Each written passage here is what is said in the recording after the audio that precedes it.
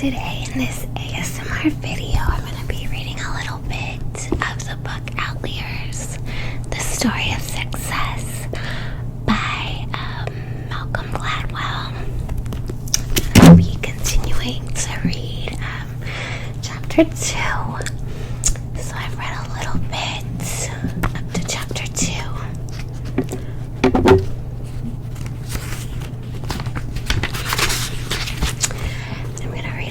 Today, so there's going to be page turning, whispering, and reading out loud. So be sure to subscribe for more videos and let me know if you have any kind of requests. Okay. John Norton, who Gates says taught him as much about programming as almost anyone he'd ever met.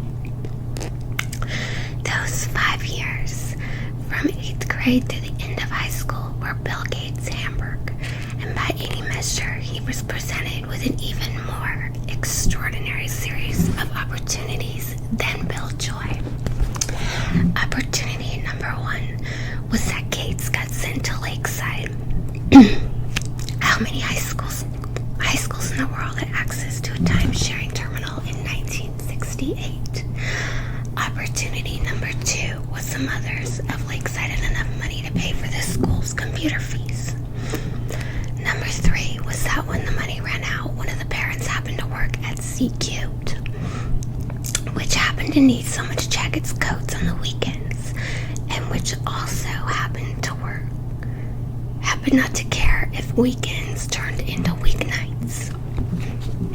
Number 4 was that Gates just happened to find out about ISI, and ISI just happened to need someone to work on its payroll software. Number 5 was that Gates happened to live within walking distance of the University of Washington. Number 6 was that the university happened to have free computer time between 3 and 6 in the morning. Number 7 was that TRW happened to call Ben Pembroke. Number 8 was that the best programmers Pembroke knew for the particular program happened to be 2 high school kids. And number 9 was that Lakeside was willing to let those kids spend their spring term miles away writing code. And what did virtually all of those opportunities have in common? They gave Bill Gates extra time to practice. By the time Gates dropped out of Harvard after his sophomore year to try his hand at his own software company, he had been programming practically non-stop for 7 consecutive years. He was way past 10,000 hours. How many teenagers in the world had that kind of experience Gates had? If there were 50 in the world, I'd be stunned, he said. There was C-Cubed and the payroll stuff we did. Then TRW, all those things came together. I had better exposure to software development at a young age than I think anyone did in the period of time. And all because of an incredibly lucky series of events. If we put the stories of hockey players and the Beatles and Bill Joy and Bill Gates together, I think we get a more complete picture of the path to success. Joy and Gates and the Beatles are all undeniably talented. Lennon and McCartney had a musical gift of the sort that comes along once in a generation. And Bill Joy, let us not forget, had a mind so quick that he was able to make up a complicated algorithm on the fly that left his professors in awe. That much is obvious. But what truly distinguished their histories is not their extraordinary talent, but their extraordinary opportunities. The Beatles, for the most random of reasons, got invited to go to Hamburg.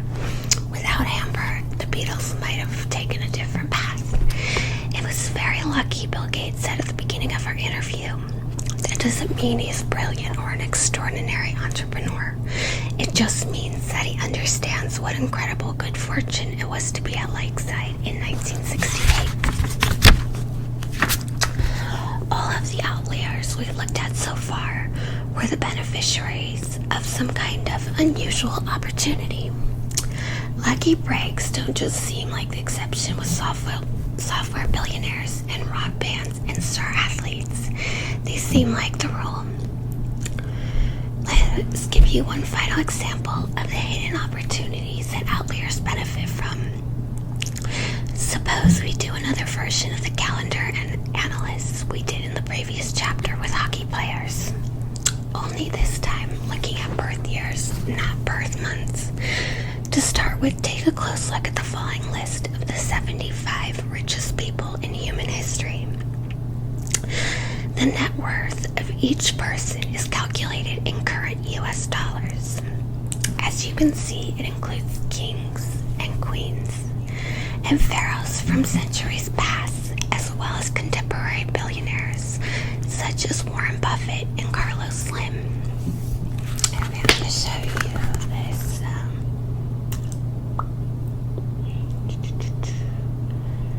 calendar analyst. So you see John Rockefeller, 318.3 billion is his worth. And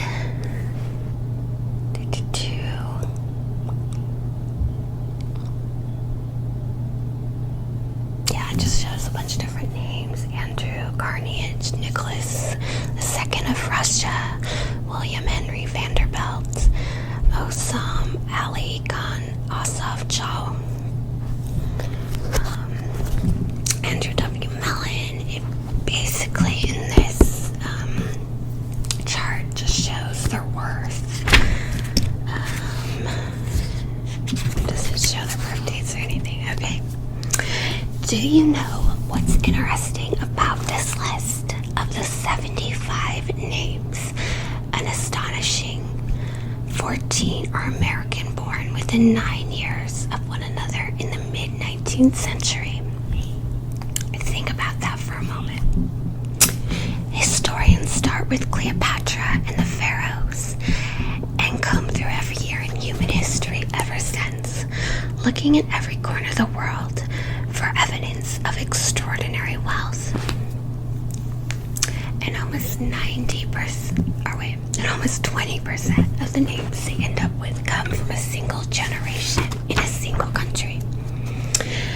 Here's the list of those Americans and their birth years.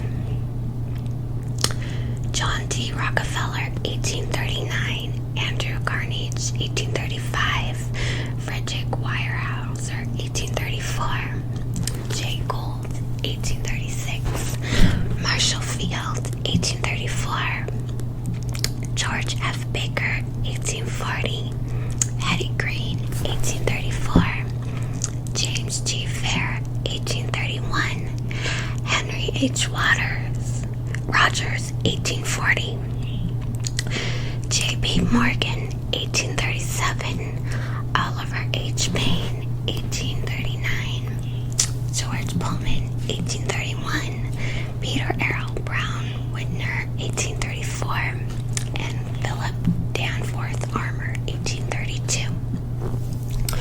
What's going on here? The answer became obvious if you think about it. In the 1860s and 1870s, the American economy went through perhaps the greatest transformation in history. This was when the railroads were being built and when Wall Street emerged. It was when industrial manufacturing started in earnest. It was when all the rules by which the traditional economy had functioned were broken and remade. What this list says is that it really matters how old you are when that transformation happened. If you were born in the late 1840s, you missed it. You were too young to take advantage of that moment. If you were born in the 1820s, you were too old. You were when that transformation happened. If you were born, your mindset was shaped by the pre-Civil War paradigm. And there was a particular narrow 9-year window that was just perfect for seeing the potential that the future 14 men and women on the list above had vision and talent, but they were also given an extraordinary opportunity in the same way that hockey and soccer players born in January, February, March were given an extraordinary opportunity. Now let's do the same kind of analysis for people like Bill Joy and Bill Gates. If you talk to veterans of Silicon Valley, they'll tell you that the most important date in the history of the personal computer revolution was January 1975.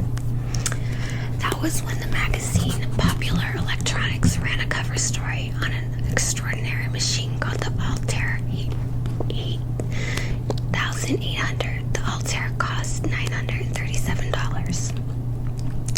It was a do-it-yourself contraption that you could assemble at home. The headline of the story read, "Project Breakthrough, World's Finest Mini-Computer Kit to Rival Commercial Models." To the readers of Popular Electronics in those days, the Bible of the fledgling software and computers world, that headline was a revelation. Computers up to that point had been the massive, expensive mainframes of the sort sitting in the white expanse of the Michigan Computer Center.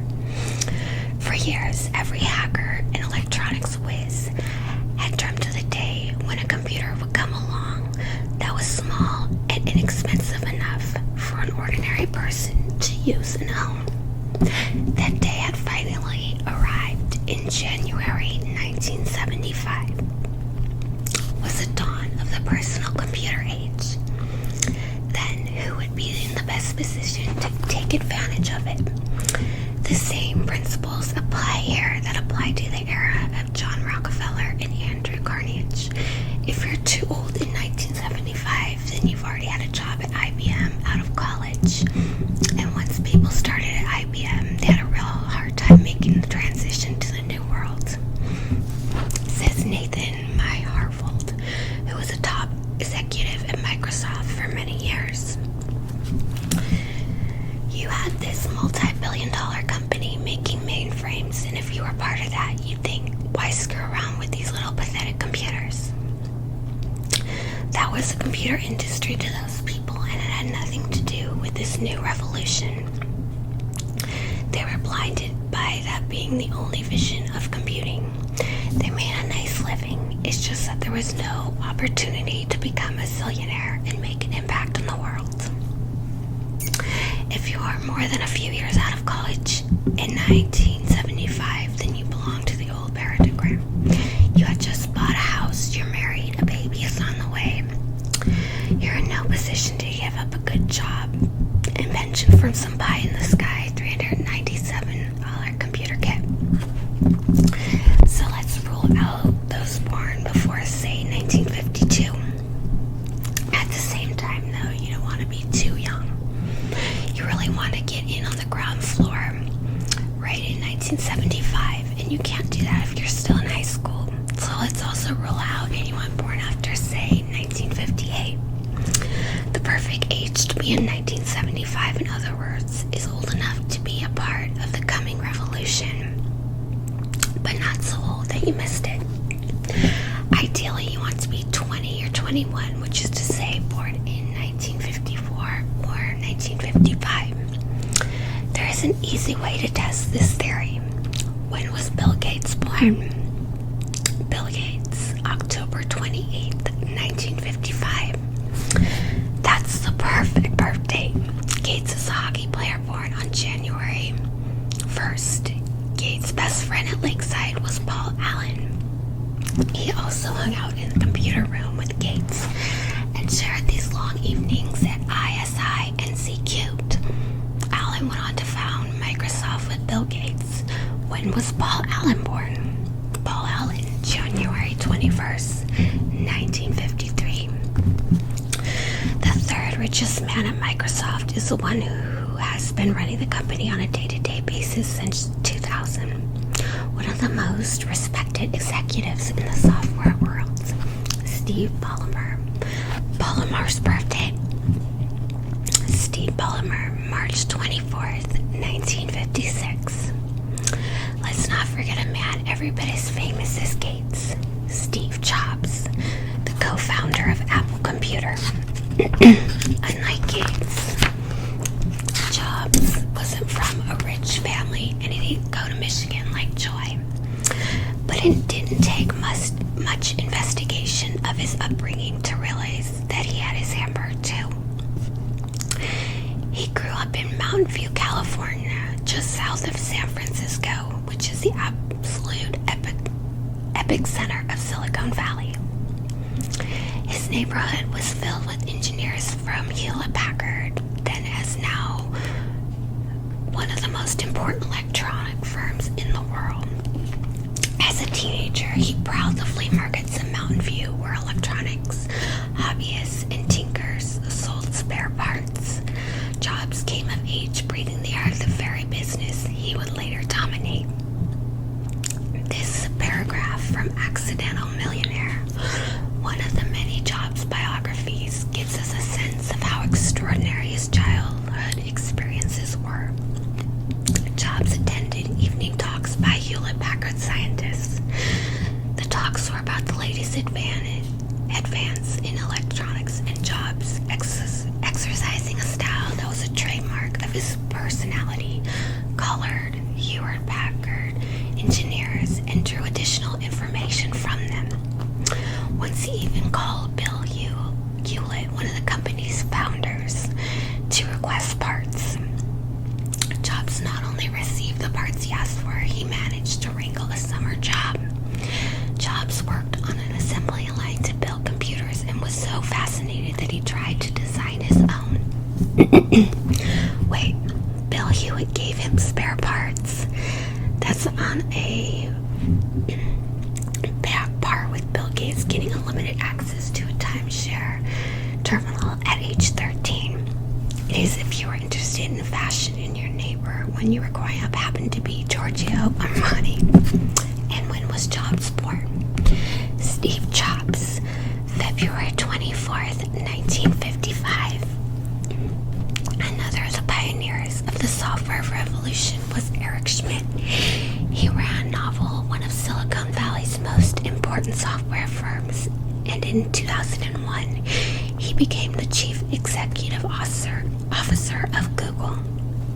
Birth date, Eric Schmidt, April 27th, 1955. I don't mean to suggest, of course, that every software tycoon in Silicon Valley was born in 1955. Some were, just as not every business titan in the United States was born in the mid-1830s. But there are very clear patterns here. And what's striking is how little we seem to want to acknowledge them. We pretend that success is exclusively a matter of individual merit. But there's nothing in any of the histories we've looked at so far to suggest things are that simple.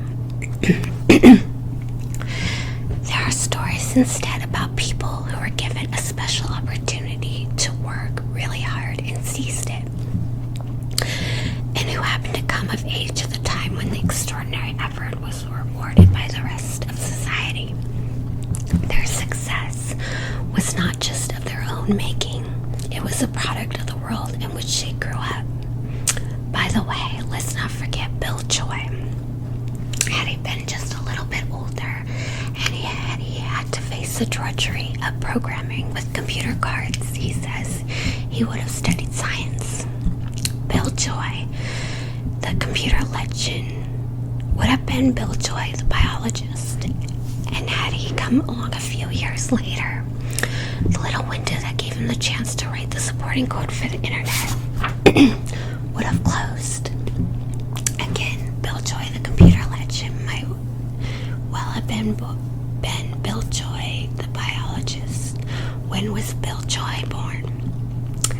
Bill Joy, November 8th, 1954. Joy would go on after a stint at Berkeley to become one of the four founders of Sun Microsystem, one of the oldest and most important of Silicon Valley software companies. And if you still think that accidents of time and place and birth don't matter all that much, here are the birthdays of three founders of Sun Microsystems. Scott McNealy, November 13,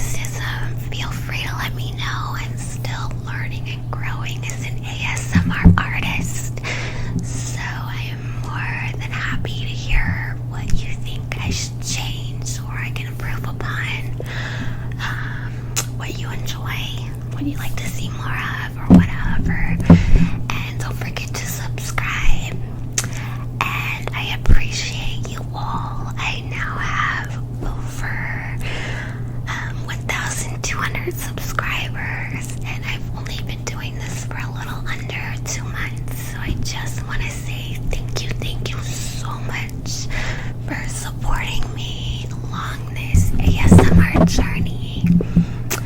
And there's so much more to come. So be sure to subscribe so you don't miss it.